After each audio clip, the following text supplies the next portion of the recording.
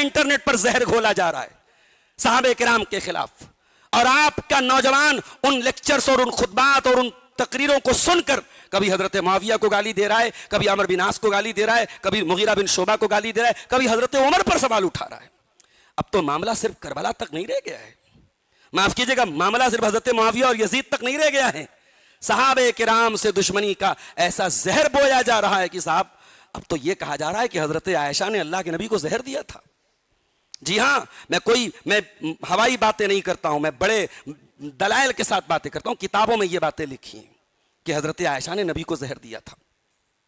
حضرت ابو بکر پر یہ الزام لگایا جاتا ہے کہ صاحب رسول کے انتقال کے بعد رسول کی بیٹی گئیں اور اپنے باپ کی وراثت میں اپنا حق مانگنے گئیں، تو حضرت ابو بکر نے جھوٹی حدیث پڑھ کے سنا دی کہ میں نے تو نبی سے سنا تھا کہ صاحب انبیاء کی وراثت نہیں بٹتی ہے، انبیاء کی وراثت تو دین کا علم ہوتا ہے، مال انبیاء کی وراثت نہیں ہوتی ہے۔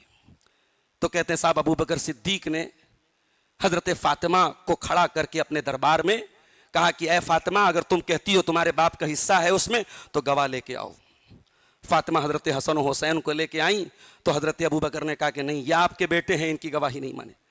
ارے کہانی گڑھنے والوں، تم ابو بکر کو پہچانتے ہو؟ ابو بکر کون ہے؟ ارے ابو بکر تو وہ ہیں، ہجرت کا سفر تھا اور رات میں ابو بکر صدیق اپنے رسول کے ساتھ نکلے ہیں، اور صبح جب ہوئی اور مکہ کے کافروں کو پتا چلا کہ اللہ کے نبی چلے گئے اور ابو بکر چلے گئے، تو ابو جہل پہلے پہنچتا ہے ابو بکر کے گھر پہ اور دروازہ کھٹکھٹاتا ہے، اور دروازہ کھولنے والی حضرت عائشہ کی بڑی بہن حضرت اسماء ہوتی ہیں۔ یہ ابو بکر صدیق کی بڑی بیٹی ہیں، اللہ کے رسول کی بڑی سالی ہیں، حضرت عائشہ کی بڑی بہن ہیں۔ عموماً بیٹیاں بڑی عزیز ہوتی ہیں ماں باپ کو، اور بیٹیوں میں جو بڑی بیٹی ہوتی ہے، جو پہلی اولاد ہوتی ہے، بڑے لاڈو پیار سے پلتی ہے۔ ابو بکر صدیق اپنے خاندان کے بڑے رئیس آدمی تھے، یقیناً انہوں نے اپنی بیٹی کو بڑے لاڈو پیار سے پالا ہوگا۔ ابو جہل نے پوچھا تیرا باپ کہاں ہے؟ اسماء تیرا باپ کہاں ہے؟ حضرت عائشہ حضرت اسماء کو تو سب پتا تھا، ان کو یہ پتا تھا کہ میرے ابا اور اللہ کے نبی غار ثور میں ٹھہرے ہوئے ہیں۔ انہوں نے اسلام کا ڈیفنس کرنا تھا، انہوں نے کہا میں نہیں جانتی۔ ابو جہل نے کھینچ کے تھپڑ مارا، ابو بکر کی بیٹی نے تھپڑ کھایا، اور روایت کے الفاظ ہیں ان کے کانوں کی بالیاں گر گئیں۔ میری ماں اور بہنوں، اسلام کمفرٹ زون میں بیٹھ کر کے حاصل نہیں ہوا ہے، اسلام کی ایمان کی یہ دولت ایسے حاصل نہیں ہوئی ہے، ہمارے صحابہ کی بیٹیوں نے تھپڑ کھائے ہیں اور قربانیاں دی ہیں، تب جا کے یہ دین ہمیں ملا ہے۔ ابو بکر صدیق کی بیٹی نے تھپڑ کھائے، کان کی بالی ان کی گر گئی، اس زور سے تھپڑ مارا تھا ظالم ابو جہل نے، اور وہی ابو بکر صدیق تھے۔ غار ثور میں پہنچے تو جتنے سوراخ تھے ان سوراخوں کو ایک ایک کر کے بند کیا، ایک سوراخ رہ گیا تو اپنے پیر کے انگوٹھے سے بند کیا کہ کوئی جانور نکل کر کے میرے نبی کو کاٹ نہ لے۔ اور پھر اللہ کے نبی جب ابو بکر صدیق کی گود میں سر رکھ کے سو جاتے ہیں اور اس سوراخ میں کوئی جانور ڈستا ہے اور ڈنگ مارتا ہے، ابو بکر اپنا پیر نہیں ہلاتے کہ رسول کے آرام میں خلل نہ پڑ جائے، اور جب ان کی آنکھوں سے آنسو گرتے ہیں اور پیارے رسول کے بدن کے چہرے پر گرتے ہیں تو پیارے رسول کی نیند کھلتی ہے۔ تو موسیٰ ابو بکر کو کہتے ہیں وہ زمین کے ٹکڑے کے لیے رسول کی بیٹی کو ناراض کرے گا، وہ جھوٹی حدیث سنائے گا۔ وہ ابو بکر صدیق رضی اللہ تعالیٰ عنہ جنگ تبوک کے موقع پہ حضرت عمر کہتے ہیں میں اپنے گھر کا آدھا مال لے کے آیا تھا اللہ کے رسول کے پاس، رسول نے اعلان کیا تھا جنگ تبوک کے موقع پر کہ جو اس لشکر کی تیاری میں تعاون کرے گا میں جنت کی گارنٹی دیتا ہوں۔ عمر فاروق اپنے گھر کا آدھا مال لے کے آئے تھے اور من ہی من یہ سوچ رہے تھے، دل ہی دل یہ سوچ رہے تھے کہ آج تو صاحب میرا کوئی مقابلہ نہیں کر سکتا، آدھا مال میں اپنے گھر کا لے کے آیا ہوں۔ اور تھوڑی دیر کے بعد جب حضرت ابو بکر صدیق آئے اور وہ اپنے گھر کا مال لا کے انہوں نے رسول کے قدموں میں رکھا، اور اللہ کے رسول نے پوچھا کہ اے ابو بکر ما ابقیت لأہلک، تم نے اپنے گھر والوں کے لیے کیا چھوڑا ہے؟ تو ابو بکر صدیق نے جواب دیا تھا ابقیت لہم اللہ ورسولہ، اے اللہ کے رسول میں نے گھر والوں کے لیے کوئی مال نہیں چھوڑا ہے، میں نے اللہ کو چھوڑا ہے، اس کے رسول کو چھوڑا ہے، میں گھر میں کوئی مال چھوڑ کے نہیں آیا ہوں۔ آج اسلام کو میرے مال کی ضرورت ہے، آج میں مال بچا کے کیا کروں گا؟ آج افسوس کی بات ہے، شرم کی بات ہے، چلو بھر پانی میں ڈوب مرنے کی بات ہے کہ آج ہماری مساجد اس لیے خطرے میں ہیں کہ ان کا کیس لڑنے کے لیے ہمارے پاس ڈھنگ کے وکیل نہیں، اس قوم کے پاس اتنا فنڈ نہیں کہ اپنی مساجد کو بچا سکے۔ یہ شرم کی بات ہے، ہماری مساجد میں کوئی اللہ کا بندہ اے سی دے دے تو پورا محلہ اس بات پر قادر نہیں کہ اس اے سی کو چلا سکے، وہ اے سی گرمی کے موسم میں بند کر دی جاتی کہ صاحب ہمارے پاس بل دینے کی طاقت نہیں ہے۔ یہ دل کا شکوہ ہے میرے بھائیوں، برا نہ مانیے گا، ہماری یہ حقیقت ہے کہ اپنے گھروں کو بنانے کے لیے ہمارے پاس کروڑوں ہیں، مگر اللہ کے گھر کے لیے خرچ کرنے کی بات آتی ہے تو ہمارے دل تنگ ہو جاتے ہیں، ہمارے دل سکڑ جاتے ہیں۔ ہجرت کا سفر قربانیوں کی یاد دلاتا ہے، ہجرت کا سفر بتاتا ہے کہ علی مرتضیٰ کا مقام کیا تھا۔ ہم ڈنڈی مارنے والے لوگوں میں سے نہیں ہیں، جو مقام حضرت علی کا ہے وہ ہم علی کو دیتے ہیں، جو مقام ابوبکر صدیق کا ہے وہ ابوبکر صدیق کو دیتے ہیں۔ ہاں، ہم علی کو ان کا مقام دیتے ہیں، ہم یا علی مدد کا نعرہ نہیں لگا سکتے، انشاءاللہ مرتے دم تک نہیں لگائیں گے۔ علی کی محبت اپنی جگہ ہے، علی کی شان اپنی جگہ ہے، اور علی ہمارے ملت کے ماتھے کا جھومر ہے، علی سے محبت ہمارے ایمان کا حصہ ہے، مگر آپ یہ کہیں کہ ہم علی کو مشکل کشا کہہ دیں تو ہم نہیں کہہ سکتے۔ ہماری توحید ہمیں اجازت نہیں دیتی، ہمارا رب ہمیں اجازت نہیں دیتا۔ مسئلہ بدعت کا تو بعد میں ہے میرے ساتھیوں، مسئلہ ماتم کا تو بعد میں، مسئلہ سب سے پہلے توحید کا ہے، اور محرم کے مہینے میں سب سے زیادہ اگر کوئی چیز زد میں آ رہی وہ توحید آ رہی ہے۔ حسین ابن علی رضی اللہ عنہ کی شہادت یقیناً اس مہینے کا ایک بہت ہی دردناک واقعہ ہے۔ کسی امت میں، اہل سنت میں سے کسی نے بھی حضرت حسین کی شہادت کو جسٹیفائی نہیں کیا ہے، ان کے قاتلوں کے لیے کوئی سافٹ کارنر کسی نے نہیں رکھا۔ یہ علامہ ابن تیمیہ کے الفاظ ہیں، انہوں نے کہا تھا زمین و آسمان میں جتنی مخلوقات ہے سب کی لعنت و قاتلان حسین کے اوپر۔ مگر کیا مطلب ہے؟ حضرت حسین کی شہادت کے نام پہ ہم محرم کو غم کا مہینہ بنا لیں؟ اور اگر غم کا مہینہ منا رہے ہو تو پھر کون سا مہینہ بچے گا میرے ساتھیوں؟ اگر 10 محرم الحرام سن 61 ہجری کو حسین ابن علی بڑی بے دردی سے شہید ہوئے تھے کربلا کے میدان میں، تو 18 ذی الحجہ سن 35 ہجری کو عثمان غنی رضی اللہ تعالیٰ عنہ اپنے گھر میں محصور کر کے، بھوکے پیاسے رکھ کر کے، قرآن پڑھتے ہوئے روزے کی حالت میں بے دردی سے شہید ہوئے تھے۔ پورے انسانی تاریخ میں کسی اور انسان کو، کسی نبی کی 2 بیٹیوں کا شوہر ہونے کا شرف حاصل نہیں، یہ عثمان غنی کو حاصل ہے۔ عثمان غنی کی شہادت کوئی کم دردناک ہے؟ تو پھر ہم بقرعید منانا چھوڑ دیں، ہم بکرا ذبح کرنا چھوڑ دیں؟ صاحب یہ عثمان غنی کی شہادت کا مہینہ ہے۔ اسی ذی الحجہ کی 28 تاریخ کو عمر فاروق پر قاتلانہ حملہ کیا ابو لولو فیروز نے، اور ظلم کی انتہا یہ ہے کہ عمر فاروق کے قاتل کا مزار بنایا گیا، اور اس کا نام بڑے احترام سے لیا جاتا ہے، اس کو رضی اللہ عنہ رحمۃ اللہ علیہ کہا جاتا ہے۔ ابو لولو فیروز کو مجوسی تھا، مردود تھا، جس نے حضرت عمر کو قتل کیا تھا۔ وہ عمر، دنیا کی دوسری قومیں کہتی ہیں عمر جیسا کوئی اور حکمراں پیدا ہو جاتا تو شاید دنیا کا نقشہ پلٹ جاتا۔ 28 ذی الحجہ کو حملہ ہوا، 1 محرم کو شہادت ہوئی حضرت عمر فاروق کی، تو کیا ہم حضرت عمر کی شہادت کے نام پر بھی ہم تعزیے نکالیں اور ہم ماتم کریں اور ہم کالے کپڑے پہنیں اور ہم شادیاں کرنا بند کر دیں؟ حضرت حمزہ کی شہادت ہوئی، رسول کے چچا کی شہادت ہوئی شوال کے مہینے میں، جنگ احد میں سن 3 ہجری میں۔ رسول اللہ نے تو کبھی کوئی اس دن کو کوئی غم کا دن نہیں منایا۔ آپ رسول، بھئی حضرت حمزہ بھی تو اہل بیت میں سے ہے کہ نہیں؟ رسول کے چچا، علی کے چچا ہیں، رسول کے بھی چچا ہیں، علی کے بھی چچا ہیں، سید الشہداء ہیں حضرت حمزہ۔ رسول نے ان کے نام کا تو کوئی تعزیہ نہیں نکالا۔ اصل بات یہ ہے کہ غم جو ہے وہ کوئی منانے کی چیز ہی نہیں ہے میرے ساتھیوں۔ کسی کے باپ کا انتقال ہو جائے وہ غم مناتا ہے کیا؟ غم کا اظہار کرتا ہے، غم کوئی مناتا نہیں ہے۔ اور غم کے اظہار کی میکسیمم ویلیڈیٹی اسلام میں 3 دن ہے۔ چوتھے دن آپ کو غم، دل سے تو صدمہ، کسی کی ماں مر جائے جب ماں کو یاد کرے گا تب آنکھوں سے آنسو آئیں گے، کسی کا باپ چلا جائے جب باپ یاد آئیں گے تب روئے گا، تو دل میں غم تو رہے گا مگر آپ کو اظہار نہیں کرنا ہے۔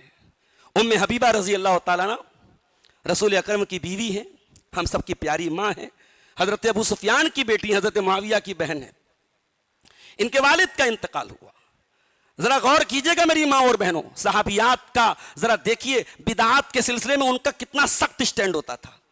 3 دن گزر گئے، ابا کا انتقال ہو گیا، حضرت ابو سفیان کا انتقال ہوا ہے، عورتیں بیٹھی ہیں، حضرت ام حبیبہ خوشبو منگاتی ہیں 3 دن کے بعد، چوتھے دن خوشبو منگاتی ہے، ساری عورتوں کے سامنے خوشبو لگاتی ہیں اور کہتی ہے مجھے خوشبو کی ضرورت نہیں تھی، میں اس لیے لگا رہی ہوں تاکہ تم کو پتا چل جائے کہ اسلام میں نے اپنے نبی کو سنا تھا یہ فرماتے ہوئے کہ اسلام میں جو عورت اللہ پر ایمان رکھتی ہو، جو قیامت کے دن پر ایمان رکھتے ہو، اس کے لیے جائز نہیں کہ 3 دن سے زیادہ کسی کے لیے سوگ منائے، کسی کے لیے غم منائے، کسی کے لیے غم کا اظہار کرے۔ صرف بیوی کو اجازت ہے کہ وہ 4 مہینہ 10 دن تک اپنے شوہر کے لیے وہ زینت نہیں کرے گی۔ میرے باپ کا انتقال ہوا تھا، 3 دن گزر گئے، آج چوتھے دن میں خوشبو لگی۔ یہ ہے اسلام کا مزاج۔ آج اہل بیت کی محبت کے نام پہ میرے ساتھیوں کیا ہو رہا ہے؟ اللہ کے واسطے اپنے بچوں کو, اپنے گھر کی عورتوں کو. آج ہمیں شکوہ ان سے نہیں ہے جن کے پورے مذہب کی بنیاد صحابہ کرام سے دشمنی پر رکھی گئی ہے. ہمیں شکوہ ان سے ہے میرے ساتھیوں جو صحابہ کو ماننے کی بات کرتے ہیں, جو ابو بکر, عمر اور عثمان کا نام احترام سے لیتے ہیں. آج ان کے بچے 7 تاریخ کو بسکٹ مٹھائی لینے بھاگ رہے ہیں. آج ان کے گھر کی عورتیں تعزیہ دیکھنے جا رہی ہیں. آج اہل سنت کے بہت سارے مرد اور عورتیں صاحب ان مجالس میں شرکت کر رہے ہیں جن مجالس میں صحابہ کرام پہ تبرے ہوتے ہیں. قرآن ہمیں کہتا ہے کہ ایسی مجلس میں جہاں اللہ کے ذکر سے روکا جا رہا ہو, قرآن کہتا ہے فلا تقعد بعد الذکر مع القوم الظالمین, خبردار جب ایک بار نصیحت کر دی گئی تو ایسی مجلس میں کبھی نہیں بیٹھنا, ایسی مجالس میں کبھی آپ کو شرکت نہیں کرنا ہے. اور آخری بات سن لیجیے, یقیناً حضرت حسین کی شہادت کا غم ہمیں بھی ہے, مگر ہمیں حسین کے نانا نے یہ سکھایا ہے کہ غم جو ہے اس کے اظہار کا بھی ایک طریقہ ہوتا ہے. حضرت ابراہیم کا انتقال ہوا, رسول اکرم کے بیٹے کا انتقال ہوا.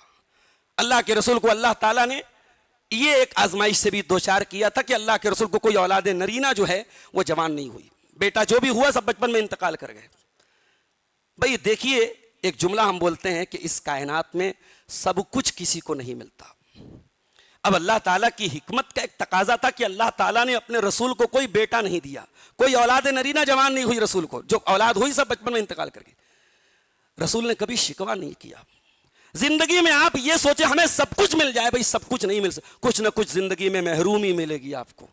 اگر کوئی ایسی جگہ ہے جہاں کوئی محرومی نہیں ہے, جہاں کوئی کمی نہیں ہے, جہاں کوئی غم نہیں ہے, وہ جنت ہے میرے پیارے ساتھیوں. دنیا غموں کی آماج گاہ ہے, دنیا میں کچھ نہ کچھ کمیاں سب کے ساتھ رہیں گی. رسول کو اللہ نے بیٹیاں تو دیں, بیٹے جو پیدا ہوئے سب بچپن میں انتقال کر گئے. ابراہیم پیدا ہوئے, کس سے پیدا ہوئے؟ ماریا قبطیہ کے پیٹ سے پیدا ہوئے, اور نبی نے بڑے شوق سے اپنے بچے کا نام اپنے باپ ابراہیم کے نام پہ رکھا تھا. اور عرب کے دستور کے مطابق یہ بچہ دودھ پینے کے لیے دیہات بھیج دیا گیا.